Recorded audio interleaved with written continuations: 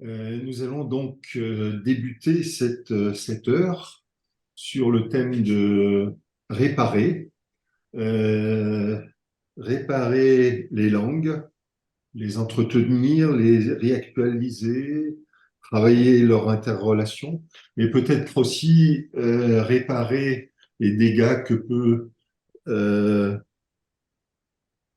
constituer une situation linguistique. Nous allons durant cette heure relier les questions mondiales, celles des cultures, des religions, des déplacements historiques et contemporains, des routes qui permettent les échanges, à des questions liées à l'illettrisme, aux difficultés de l'apprentissage, de langues imposées en des sociétés dont les interactions ne cessent de se complexifier, notamment dans leur forme digitale. Nous évoquerons aussi les questions linguistiques liées à la langue maternelle des enfants et des parents et à l'importance de leurs soins, du soin des langues originales, bien sûr.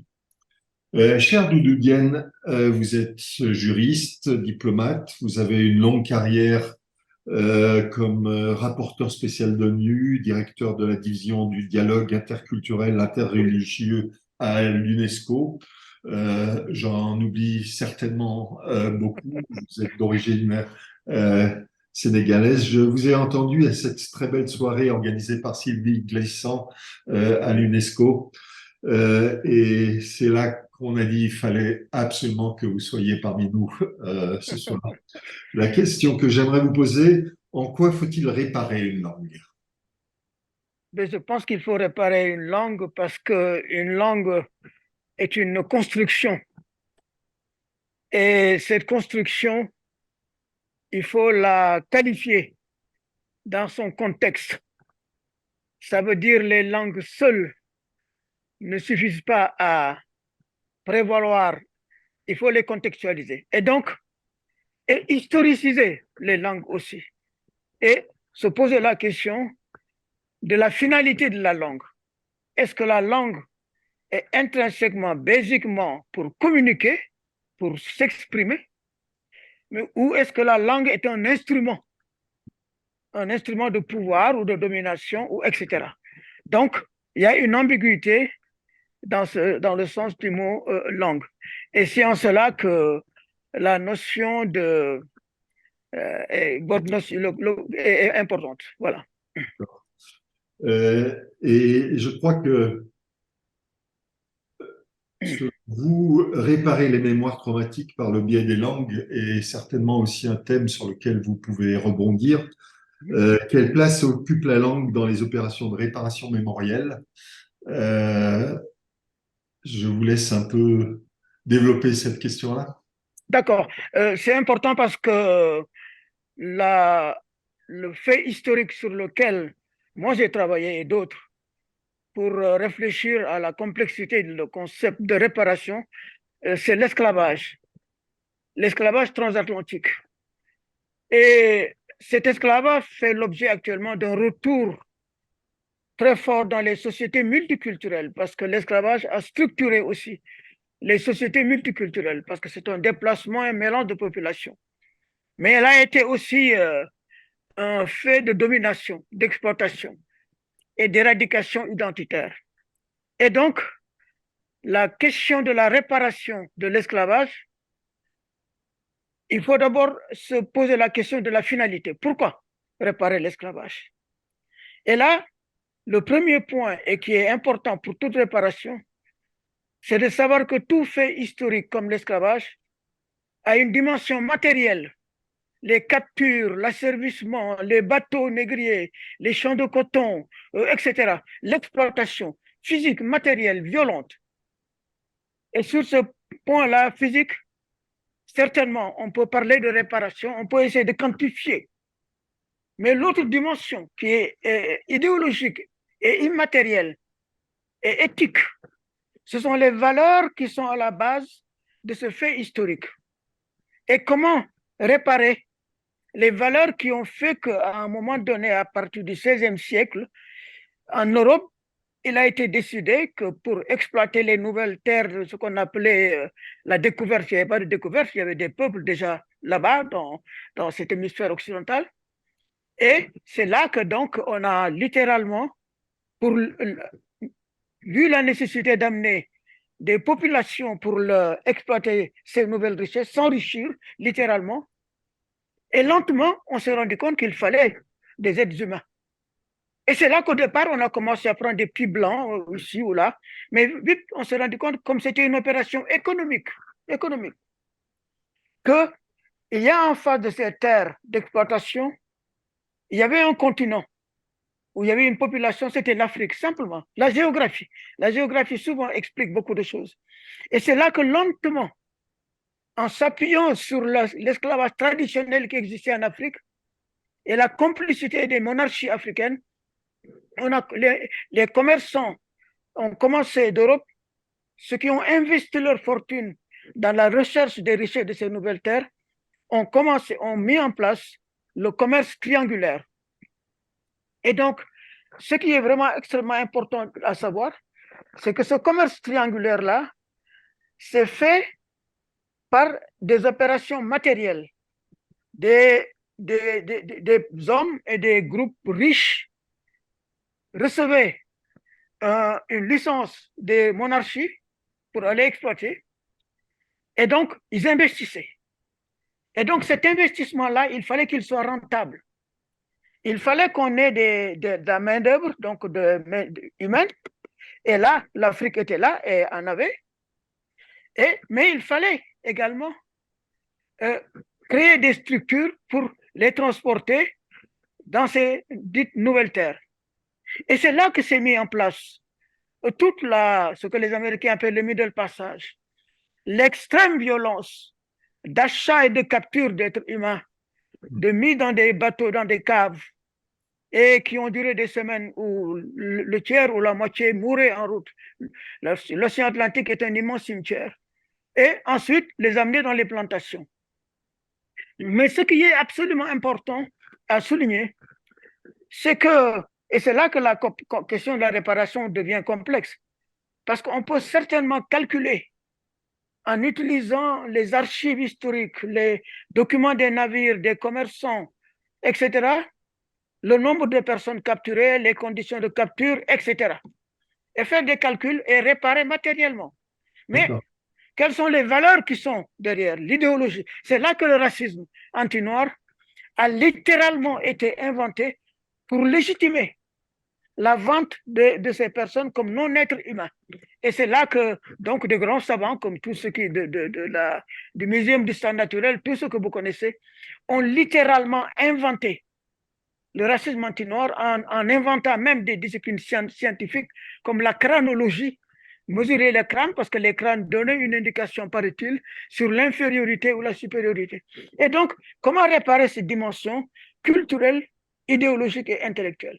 Donc, c'est là la complexité de toute la notion de réparation par rapport à ce fait historique massif.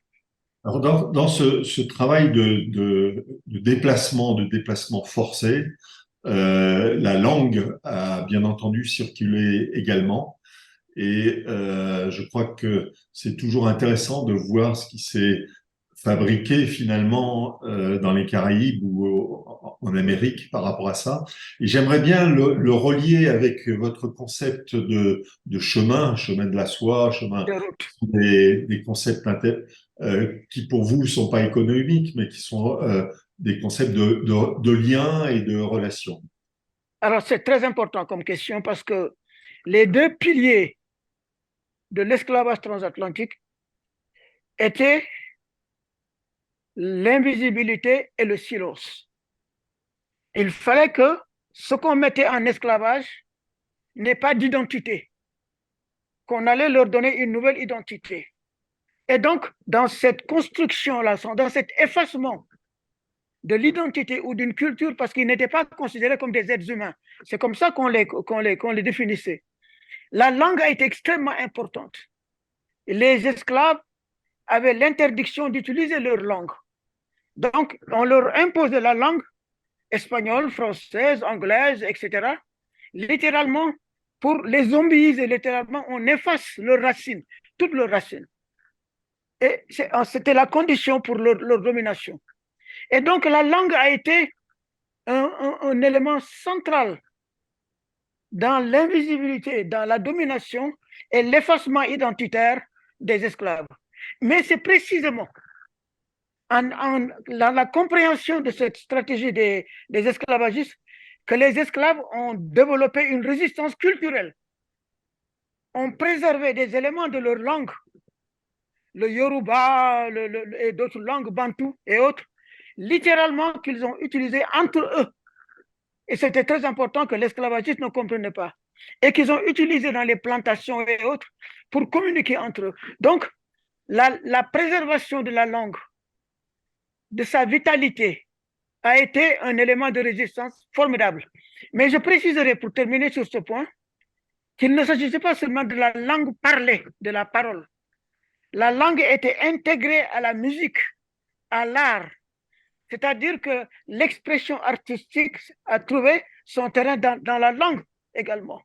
Et donc, ça, c'est un des piliers de la résistance qui a fait que, par exemple, sur Haïti, qui était l'île la plus exploitée, la grande richesse c'était Haïti, l'île d'Hispaniola, et dans cette île, qui était la grande source pour le sucre, d'où vient la révolution haïtienne de 1791 qui a ébranlé le système esclavagiste?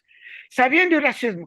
Tout simplement parce que quand les esclaves revenaient des champs de coton et des mines brisées physiquement, et qu'ils arrivaient et qu'ils savaient que le maître était raciste, et ils n'ont jamais perdu le maître de vue. Ils demandaient au maître de les laisser s'amuser, de danser un peu entre eux avant de partir le lendemain. Et c'est le maître, dans son racisme, disait oui, oui, allez jouer votre musique barbare. Et c'est là qu'ils se retrouvaient en utilisant la langue et la musique. Ils ont inventé tout le système vaudou de signes d'expression, de paroles que le maître ne pouvait pas comprendre. Donc la langue a été une arme pour littéralement conserver et préserver une identité, mais également l'utiliser comme arme culturelle contre la domination. Claire, vous avez une question aussi? Oui, Vera? Oui, j'ai une question parce que voilà, j'ai vu lutter en français pour exprimer ces enjeux centraux et majeurs aussi à l'UNESCO et dans le monde. Comment vous avez fait le pont entre cette langue qui a détruit et une langue dans laquelle vous essayez de faire aussi donner voix à ceux qui l'ont ont pas eux, si j'ai bien compris votre enjeu. Alors, il y a eu deux méthodes historiques extrêmement fécondes et riches et qu'on peut retrouver dans les sociétés multiculturelles actuelles. Le premier, c'est que comme on leur interdisait d'utiliser leur langue quand ils étaient enchaînés, parce que le principe de l'esclavage, c'était de mettre ensemble dans les cales des navires des esclaves qui venaient d'aires géographiques différentes pour qu'ils ne puissent pas communiquer. Et donc, ils ont littéralement, dans les cales des bateaux qui les amenaient vers les Amériques et les Antilles, inventé leur langue en échangeant leur langue, celle qu'ils avaient entre eux, et littéralement se créer un moyen de communication. Mais ce qui est extrêmement important, c'est que cette utilisation de la langue, s'est faite également, ça a été enrichi par une dimension fondamentale qui est le spirituel.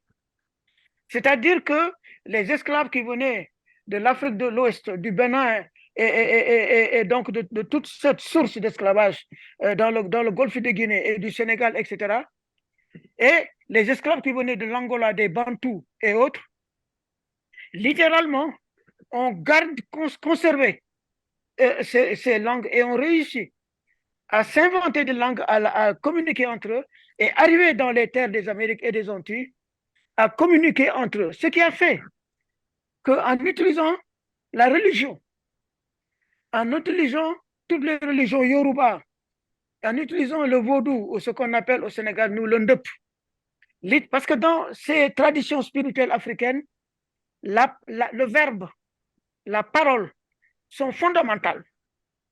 Elles sont porteuses de vibrations, d'énergie et également de sens et de musique et d'art. Et donc, littéralement, les esclaves ont utilisé la langue, mais en le liant à leur tradition spirituelle. C'est-à-dire, il ne s'agit pas seulement de la langue comme moyen de communication, mais comme expression de valeurs spirituelles et humaines. Et donc, c'est cette notion de valeur-là qui, littéralement, leur a permis de survivre pendant des siècles où ils n'avaient de non-droit. Ils n'en avaient pas. Mais quand ils dansaient au retour des champs de canne à sucre ou des mines d'exploitation terribles, et quand ils se mettaient à danser en scandant des paroles et des verbes, et littéralement, ça leur donnait une énergie. C'est le même phénomène qu'on trouve aussi dans les traditions soufis, dans lesquelles moi j'ai travaillé avec les routes de la soie, en utilisant la langue comme vibration, la parole comme porteuse de force, non seulement d'échange, mais de la relier à des forces absolument supérieures. Et c'est littéralement ce qui les a permis de survivre. Donc, la langue a été absolument fondamentale, mais liée à la spiritualité et liée également au contexte dans lequel ils s'expriment. Merci beaucoup, Doudou Dienne. Ou une dernière question? Peut-être, oui, une remarque, Monsieur Dienne. En fait, à vous écouter, on parlait justement du rôle de la langue, hein, de cette langue de résistance.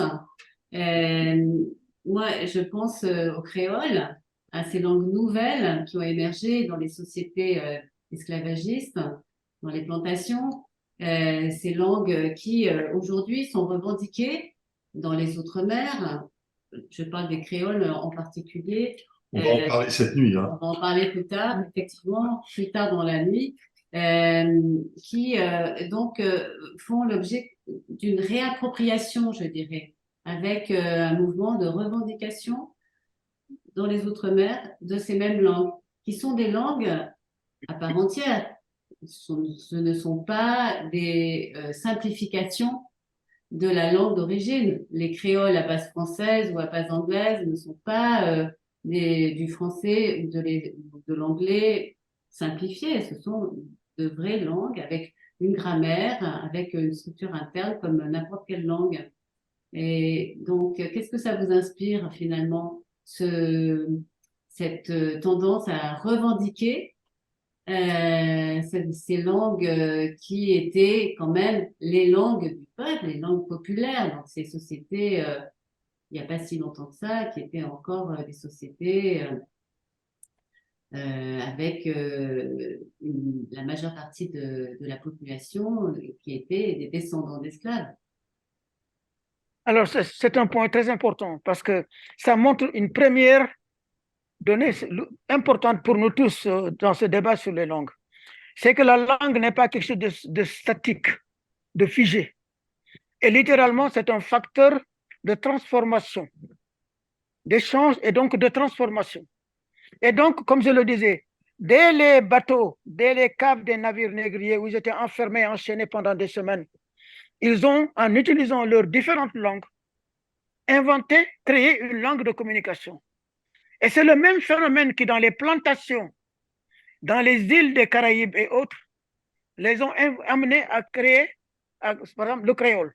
Et donc, ce qui est fondamental dans ce phénomène historique, c'est que c'est une des illustrations historiques, à mon avis, les plus importantes de l'histoire de l'humanité, qui démontre que la langue est une construction permanente, une vitalité permanente. Elle exprime à la fois une identité, mais également un échange et une ouverture.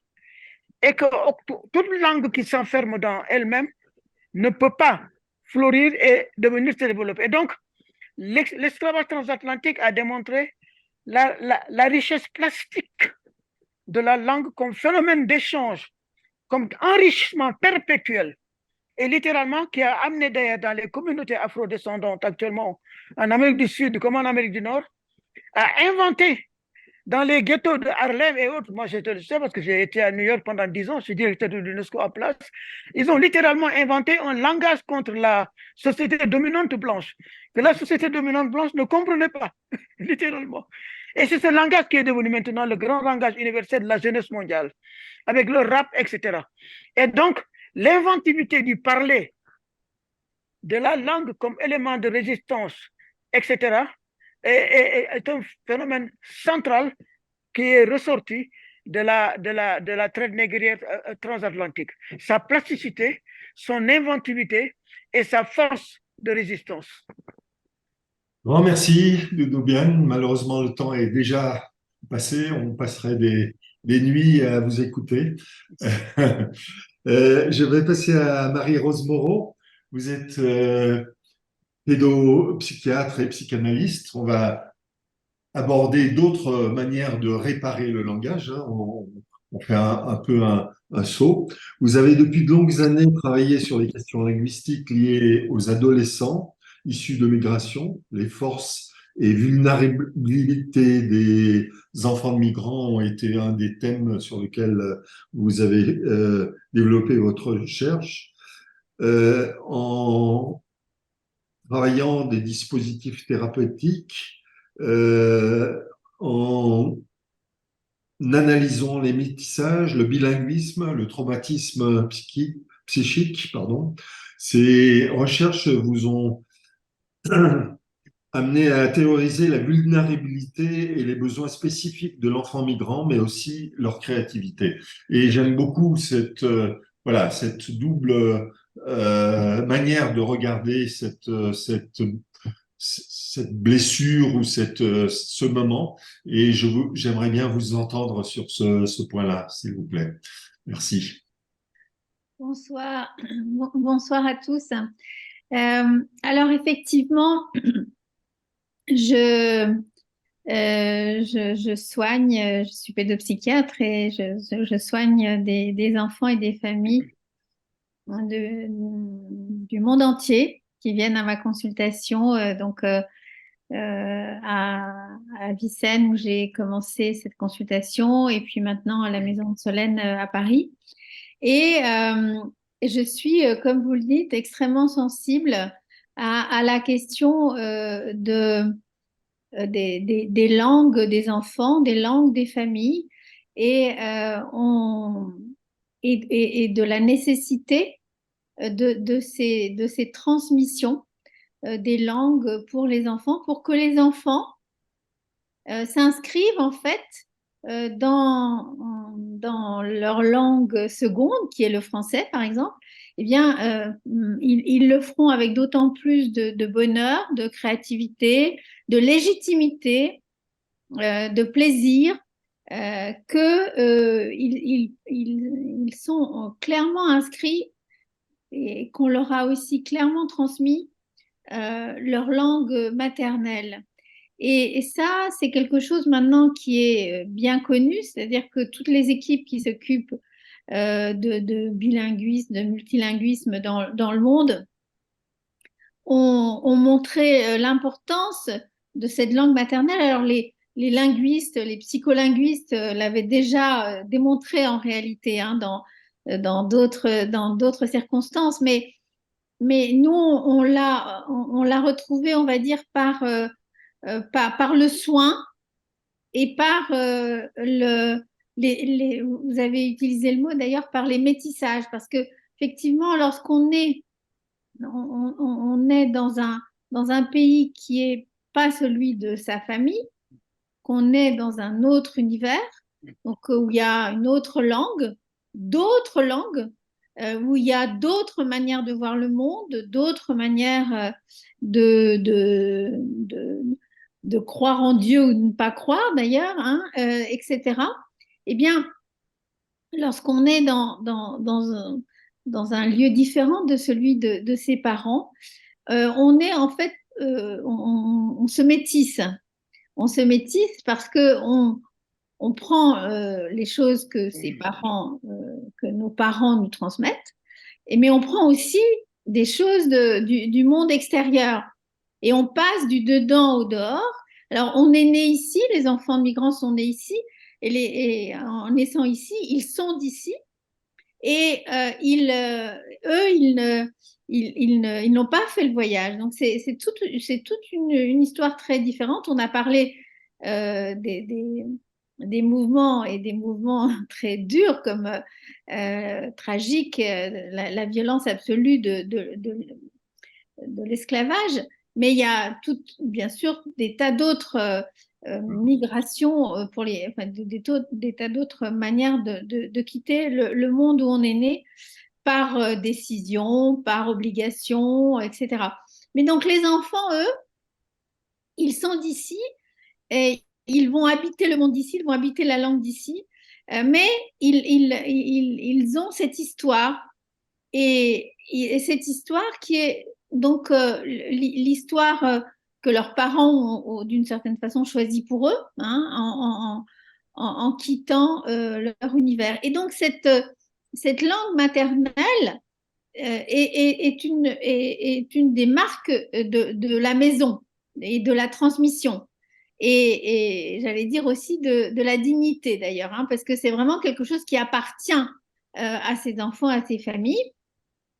Et, il est extrêmement important, évidemment, on l'imagine très bien, que pour transmettre, pour raconter, pour aussi dire la force d'une histoire, d'un voyage, de 40 générations avant nous. Évidemment, c'est extrêmement important de le faire dans la langue qui a un sens pour soi, qui est la langue dans laquelle on a grandi et on s'est structuré. Alors, donc les enfants, eux, ils vont à l'intérieur de la maison entendre, alors, en fonction de leur rang dans la fratrie.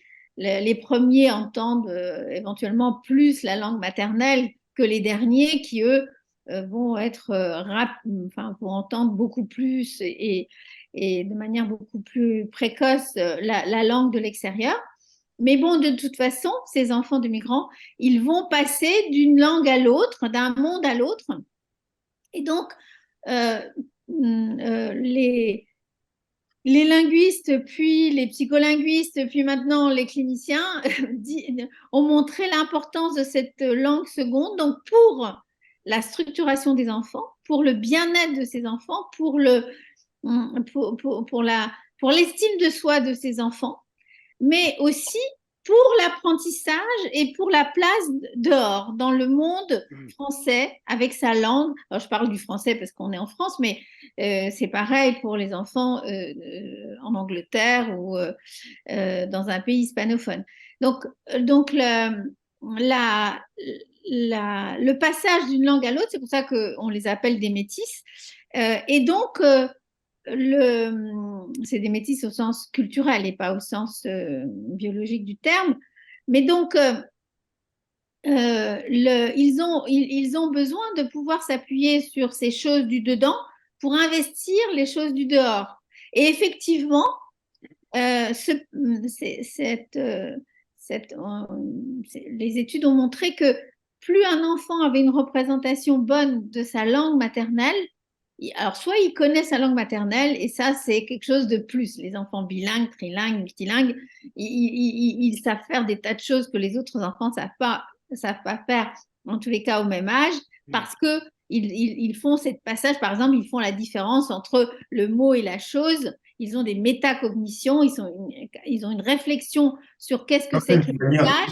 C'est quand même une manière de voir contemporaine. Je me souviens, comme bilingue, on nous traitait d'analphabètes quand on allait à l'école et on l'expliquait par notre bilinguisme, hein. Donc, Non, mais ça, c'est des préjugés. Ça, c'est des préjugés absolus. C'est bien. Oui, alors, vous dites c'est contemporain. Je suis d'accord que en tous les cas, les cliniciens insistent depuis ces dernières années là-dessus, mais les linguistes l'avaient déjà montré depuis longtemps. Et l'école américaine, l'école française, bon. Et les linguistes ont toujours dit l'importance de ce plurilinguisme et de tout ce qu'on est capable de faire lorsqu'on a plusieurs langues à sa disposition et de qu'est-ce que ça signifie ces langues-là, mais enfin cette richesse-là. Mais c'est vrai qu'il y a énormément de préjugés. Par exemple, et une étude encore récente sur les enseignants a montré que ce n'était pas totalement acquis. Mais on parle de bilinguisme pour l'anglais, pour le japonais, pour éventuellement l'espagnol. On dit, ah, quelle chance, ces enfants, ils sont bilingues, ils parlent. Mais après, les langues des migrations, le kabyle, le berbère, le lingala, que sais-je, le wolof, eh bien, à ce moment-là, on n'a plus du tout la même représentation du bilinguisme. Il y a une étude récente faite à l'école où on interrogeait des enseignants sur combien d'enfants bilingues dans votre classe et quel est leur bilinguisme. Et en fait, certains professeurs ne comptaient que les bilinguismes favorisés, enfin valorisés. Et les autres bilinguismes des enfants de migrants, de tous nos enfants de migrants, bah, ils les voyaient pas effectivement comme une chance, comme quelque chose en plus, parce que même si je ne parle, moi je connais des enfants que j'ai vus à ma consultation ou ailleurs, mais des enfants de migrants qui connaissent par exemple, ils ne savent parler que le kabyle que parle leur mère autour des émotions, autour de la cuisine. Et après, s'il faut faire un discours en kabyle, forcément, ils n'ont pas forcément l'ensemble par exemple, du vocabulaire théorique. Mais c'est pas grave. Il en sait beaucoup plus que moi en kabyle et il a de toute façon quelque chose, il a acquis quelque chose et par cette partie-là, par cette richesse-là, il y a des choses qui vont se dire différemment à l'intérieur de la maison. Et c'est pas en plus n'importe quel bilinguisme, c'est le bilinguisme de ma famille. Donc c'est celui de l'affect également. Pareil pour les créoles, de toutes les formes de créole. Et donc, il y a énormément de préjugés. Il y a effectivement le préjugé, par exemple, de faire une hiérarchie, parce que ce qui fait du mal éventuellement aux enfants, c'est qu'on fasse des hiérarchies entre les langues et entre les mondes. Ça fait du mal. Par contre, la multiplicité, elle fait du bien. Mais la hiérarchie elle peut blesser. Vous avez utilisé ce mot tout à l'heure, mais il est vrai qu'elle peut blesser. Et il y a des préjugés multiples. Les préjugés, par exemple, sur quelque chose d'une théorie linguistique, mais qui est d'abord un peu simplifiée, et puis depuis, on a appris un certain nombre d'éléments complémentaires, mais qui est celle du seuil. On aurait tendance à penser, enfin, il y a une sorte de préjugé, comme ça, plus ou moins intuitif, qui fait penser que si on parle une langue en dessous d'un certain seuil, je ne sais pas lequel, qualitatif, alors ce bilinguisme ne serait pas protecteur. Non, le bilinguisme des enfants de migrants, ce qu'on appelle les parcours langagiers des enfants de migrants, c'est pas un bilinguisme additif, c'est de tout savoir, tous les niveaux de langage, etc. Ils savent la langue de la maison. Mais la langue de la maison, c'est pas forcément une langue dans laquelle on fait des discours philosophiques. Donc, le fait, la question du seuil, si c'est pas au-dessus d'un certain seuil, alors c'est un handicap. Non, non. Même s'il sait que certains secteurs, ça on l'a vraiment montré, on a même inventé, créé des outils. Par exemple, il y en a un qui s'appelle l'Elal Davicen, qui permet d'évaluer et de valoriser tous les bilinguismes ou les plurilinguismes des enfants de migrants. Et il y a plein d'outils. Moi, je parle de celui-là parce que c'est nous qui l'avons créé pour les enfants à l'école et dans les soins, mais il y en a plein. Comment vous vous prenez en tant que pédopsychiatre pour valoriser cette langue qui souvent est une langue minorée, Oui. Ils n'ont pas le même statut. Donc, Oui, le problème, c'est pas pour les langues qui ont une certaine valeur sur le marché des langues, ce qu'on appelle le marché des langues, parce que justement, elles n'ont pas toutes la même valeur. Comment on s'y prend pour valoriser, pour donner de la valeur à une langue dont les locuteurs vont confusément, plus ou moins confusément, penser qu'elles n'ont pas grande valeur, en tout cas dans la société où ils se trouvent. Comment on s'y prend? Oui, il y a plusieurs niveaux. Il y a plusieurs niveaux pour valoriser. J'étais justement en train de dire qu'il y avait on avait, mais encore une fois, on n'est pas les seuls. Il y a plein d'outils qui permettent justement qui permettent aux enfants en leur faisant raconter, par exemple, des histoires, en leur faisant faire des dénominations. Ça dépend de l'âge des enfants, hein, mais on s'adapte à l'âge. Mais en tous les cas, on va valoriser, on va leur faire raconter des choses dans leur langue maternelle. Par exemple, il y a une technique très simple qui est très efficace pour tous les enfants en difficulté et pour lequel pour lequel, surtout quand les enfants ont une vision très négative de leur langue maternelle, et ça arrive hein, parce qu'ils l'intériorisent très tôt et leurs parents peuvent le faire également. C'est une technique qu'on peut utiliser en individuel ou dans des classes. On l'a fait dans le 93. C'est la technique du conte bilingue. Alors, si vous le faites dans une classe, vous demandez à tous les enfants d'amener un conte en français, enfin en français et dans une langue et dans leur langue maternelle. Non, j'ai pas bien dit. Dans leur langue maternelle, ça peut être en français ou ça peut être dans une autre langue maternelle. Pour tous ceux qui vont amener un conte enregistré dans une langue autre que le français, on va faire un exercice de traduction, mais un exercice de traduction en collectif, c'est-à-dire que en présence d'un interprète et en présence de l'enfant qui a une connaissance de cette langue-là, éventuellement d'ailleurs des parents. Moi je le recommande, on le faisait avec les parents, nous, qui à ce moment-là étaient mis dans cette position-là également. Et on va traduire et se mettre d'accord. Et en présence de tous les enfants, ce qui veut dire que à ce moment-là, tous les enfants participent à cet exercice génial qui est l'exercice de la traduction. Un enfant sait quelque chose en langue wolof, et bien maintenant on va valoriser le fait qu'il sait plus que moi puisque je ne la connais pas, et je traduis et j'enregistre les deux versions. Et je fais comme ça pour tous les enfants, quelle que soit leur langue maternelle. Et pour ceux qui en ont une seule, eh bien, les pauvres enfants unilingues, comme disait Frédéric François, eh bien, c'est en français. Et après, je travaille sur toutes ces versions. Mais je ne travaille pas seulement avec l'enfant, bien sûr, qui a amené le conte, mais avec tous les enfants. Ça, et donc, les enfants sont, comment dire, ils se rendent. À Genève, ce que vous racontez est devenu est rentré dans l'obligation des crèches municipales. Oui, oui, non, je sais qu'il y a des endroits où c'est Voilà. un rituel d'accueil. Maintenant, on le fait. Mais nous, on a testé Ça ça donc, compte. à l'école pour les enfants en difficulté. Et on l'a testé en individuel dans les thérapies. C'est-à-dire qu'on fait la même chose.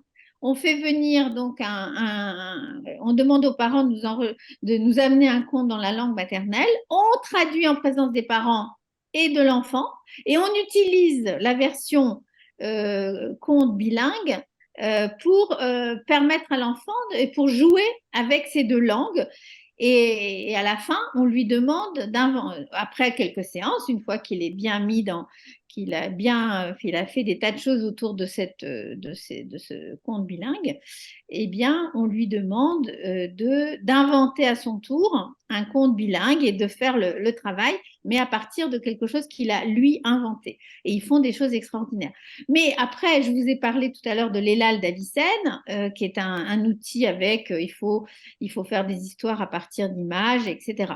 Bon, il y en a plein en individuel, il y en a aussi à l'école, mais ce que vous dites m'invite à dire que ce n'est pas seulement des outils individuels qu'il faut utiliser, c'est aussi la représentation de l'école et de la société de la diversité des langues des enfants. Et normalement, Et y compris la présence, et ça c'est une chose sur laquelle moi je milite beaucoup, la présence de ces langues dans l'espace public. La présence de ces langues dans l'espace public, et moi je milite pour la présence de ces langues aussi dans l'espace clinique, c'est-à-dire que je mets un traducteur systématiquement chaque fois que j'accueille un enfant qui a une autre langue maternelle que le français, pour que ses parents puissent activement participer à l'évaluation et à la réparation de ce qui arrive à cet enfant, puisque c'est le thème qu'on s'était donné, la réparation. Ben oui, le récit participe de la réparation, mais à condition que ce soit un récit qui intègre les différentes dimensions. Mais là, on voit qu'il y a une dimension individuelle, mais il y a une dimension collective et effectivement,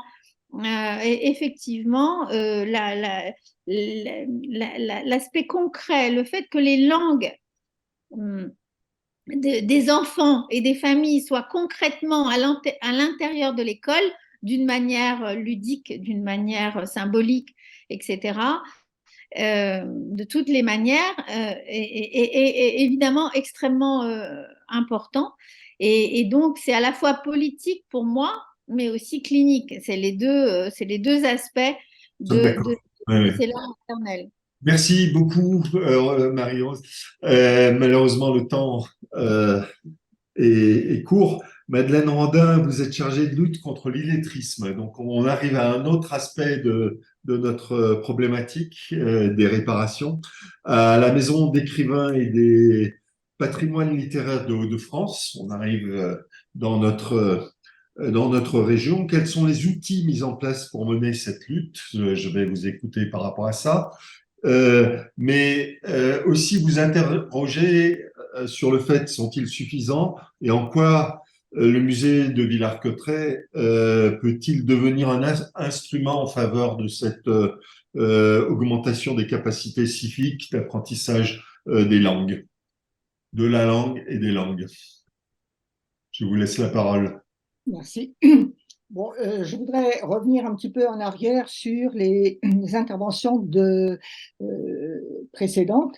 J'ai retenu quand même, la langue est une construction.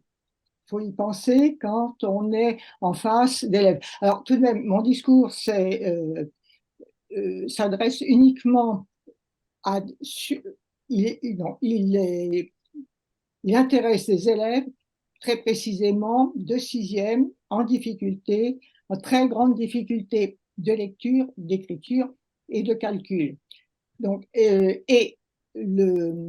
c'est cette mise en place de ce qu'on appelle les réseaux d'observatoires locaux d'observatoires de la lecture s'est étendue malheureusement en Hauts-de-France aux classes de seconde de lycée professionnel et au CM2, c'est-à-dire la classe juste avant l'entrée en sixième.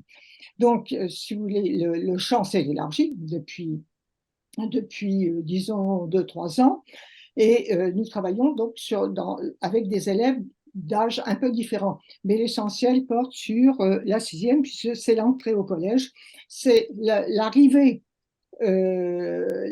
dans un monde beaucoup plus difficile à vivre, puisque la communication va se faire avec des professeurs différents, de matières différentes, des langages, justement, pas des langues, mais des langages complètement différents, que ce soit celui des scientifiques, des arts plastiques, de l'éducation physique et évidemment du français.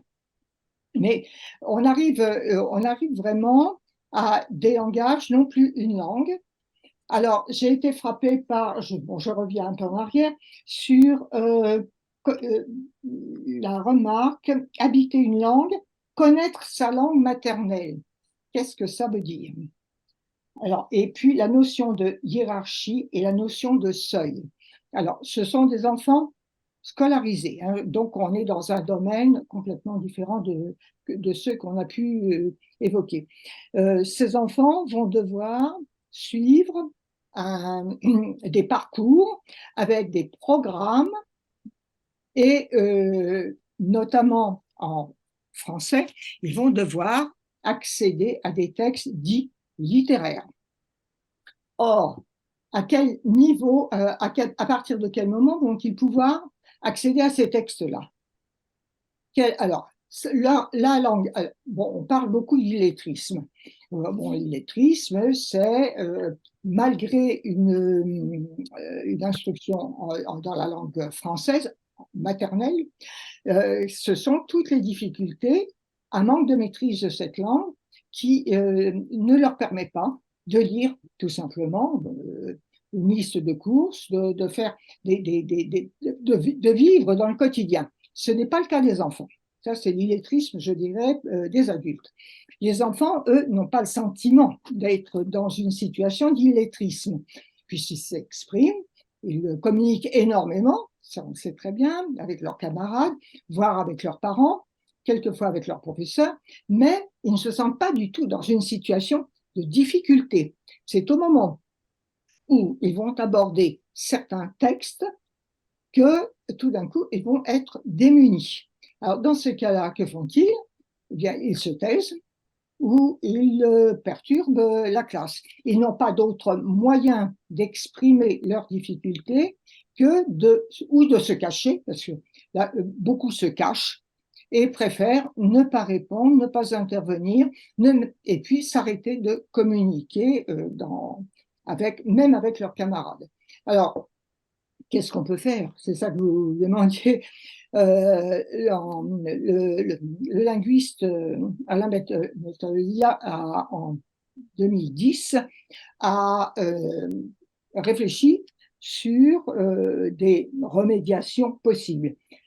Ces remédiations passent évidemment par une sorte de réapprentissage, mais bon, personnellement, je pense qu'il est un peu tard en 6e. Un réapprentissage de la lecture, de l'écriture.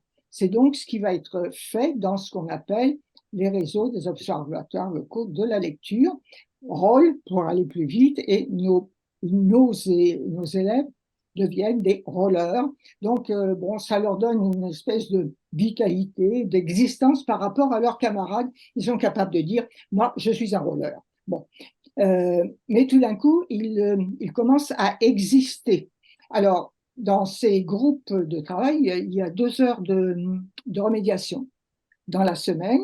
Donc, je dirais des techniques de réapprentissage par des professeurs de français généralement. Et puis, une heure qui a été demandée par l'Éducation nationale et qui est un volet culturel. Et c'est là que nous, Maison d'écrivains, nous pouvons intervenir. Alors, volet culturel, il se trouve qu'à l'Académie d'Amiens, la responsable de la mission des langues nous a contactés très tôt, en 2011, pour voir quelles étaient les possibilités d'accueil. Alors, c'était un pari. Faire entrer des enfants qui sont démunis au niveau de la lecture, les faire entrer dans des structures qui sont purement littéraires, c'est-à-dire les maisons d'écrivains. Bon, ce pari, on le tient toujours depuis 2011-2012. Alors, comment les choses se passent-elles? L'équipe de professeurs responsables de ces rôles, avec un responsable de la maison d'écrivains et un artiste invité, prépare un projet à partir d'un texte de l'écrivain dont les enfants vont visiter la maison. Alors, le déroulement et l'expérience a lieu sur toute l'année, c'est-à-dire toutes les 6e de France passent des tests de lecture, d'écriture, de calcul au mois de septembre, dès la rentrée. Ceux qui ont trop de difficultés sont réunis, donc ils viennent de plusieurs classes. Ce ne sont pas des groupes classes, ce sont des groupes hétérogènes. Ils viennent, on n'en prend pas plus de 15, pour ce que nous appelons un projet. Alors ce projet, il est assez simple, il s'installe dans le temps, donc du mois d'octobre au mois de mai, et les enfants vont avoir une fois par semaine une rencontre avec un écrivain, sa maison. Alors, donc des lieux d'écriture, c'est très important parce qu'ils découvrent qu'un écrivain, c'est un être humain comme les autres. Il a une existence physique, matérielle. C'est très rassurant pour eux, puisque tout d'un coup, ils frôlent le concret de l'écriture dans les maisons d'écrivains, bon, il y a des trésors évidemment, et ces trésors, ça peut être des œuvres originales, ça peut être, il y a beaucoup de dessins, de photos, de peintures, bon, c'est d'une très très grande richesse. Et ils découvrent qu'un être humain normal, entre guillemets, peut vivre au milieu de ces trésors. C'est-à-dire qu'ils ont toujours une hésitation à entrer dans la maison. Qu'est-ce que c'est que ce lieu? Elles peuvent être somptueuses, comme la maison de Jules Verne à Amiens. Elles peuvent être très, très modestes, comme celle de Claudel dans le village de Villeneuve-sur-Fer. Ils entrent et ils vont s'approprier, j'allais dire, les murs, l'atmosphère. C'est très important. Prendre des contacts, circuler. Il ne s'agit jamais de visites guidées, bien entendu. Il ne s'agit pas de projets d'éducation culturelle et artistique comme ils sont construits actuellement. Il s'agit de plus modestement, d'entrer dans la maison, de regarder l'écrivain, de le rencontrer, et l'équipe d'accueil en profite pour lire des textes, des tout petits textes très modestes. Ce sont des haïkus, c'est un texte sur les fleurs, c'est une petite histoire. Ça peut être des contes chez Dumas, ce sont des contes. Donc, des textes simples, très accessibles, on leur raconte une histoire. Et ils se retrouvent, je repense à langue maternelle, ils se retrouvent dans la situation de celui qui entend une histoire dans sa langue. Alors, à partir de ce moment-là, la confiance naît.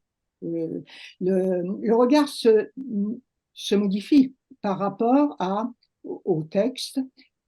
Donc, on construit un projet. Qu'est-ce qu'on va faire? Bon, on a entendu une belle histoire, on a écouté un poème, parce que l'important, c'est aussi, avant de réparer, il faut savoir, avant de communiquer, il faut savoir écouter. Et à partir de ce moment-là, on construit un projet. Alors, les projets, bon, si vous voulez, peuvent être extrêmement différents.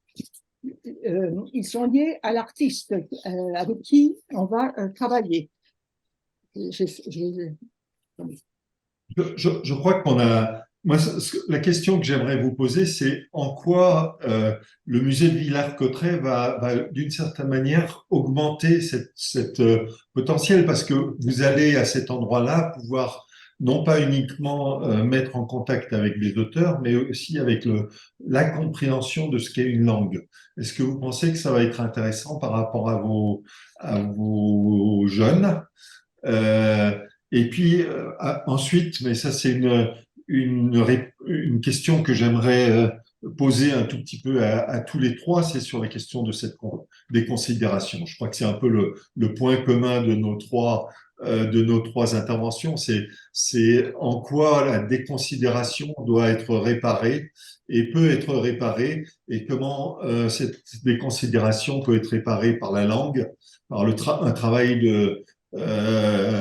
peut-être de lutte parfois aussi, parce que je crois que la lutte permet aussi, le fait de l'insatisfaction peut aussi générer du travail sur linguistique. On le voit très bien dans les pays, justement, dans les Caraïbes, c'est les plus beaux auteurs qui aujourd'hui émergent, en Afrique aussi. On voit bien qu'il y a une relation aussi entre ce dépassement de la déconsidération qui ensuite devient assez, ce que vous disiez, Marie-Rose, c'est soit que ça chute, soit qu'au contraire, ça peut devenir absolument incroyable. Oui, je pense que dans nos partenariats rôles, justement, ce qui nous a frappé depuis le début, c'est que tout d'un coup, les enfants sortent du monde noté, du monde jugé, que même jugé avec beaucoup d'empathie, hein. Mais ils entrent dans le monde de la création. Ils ne sont plus les mêmes. On leur fait confiance. Vous avez entendu des poèmes, vous avez vu des textes. Vous allez maintenant vous prendre en charge.